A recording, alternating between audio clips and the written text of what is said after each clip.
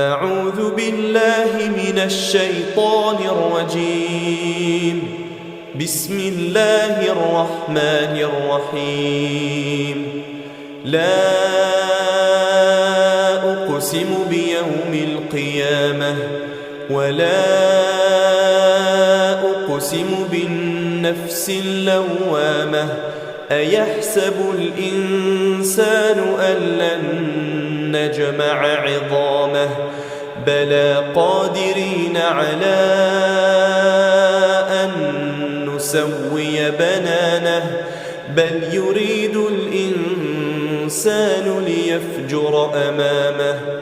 يسأل أيان يوم القيامة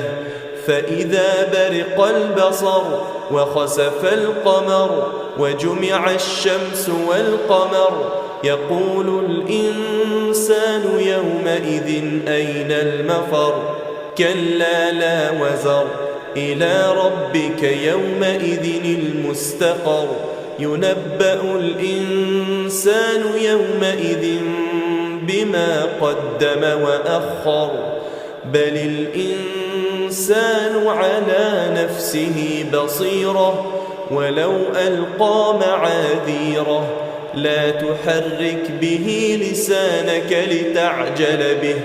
إن علينا جمعه وقرآنه فإذا قرأناه فاتبع قرآنه ثم إن علينا بيانه كلا بل تحبون العاجلة وتذرون الآخرة وجوه يومئذ ناظرة إلى ربها ناظرة ووجوه يومئذ باسرة تظن أن يفعل بها فاقرة كلا إذا بلغت التراقي وقيل من راق وظن أنه الفراق والتفت الساق بالساق إلى ربك يومئذ المساق فلا صدق ولا صلى ولكن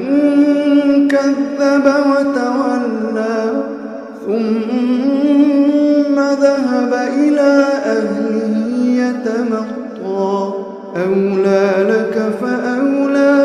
ثم أولى لك فأولى أيحسب الإنسان أن يترك سدى ألم يكن نطفة من مني يمنى ثم كان علقة فخلق فسوى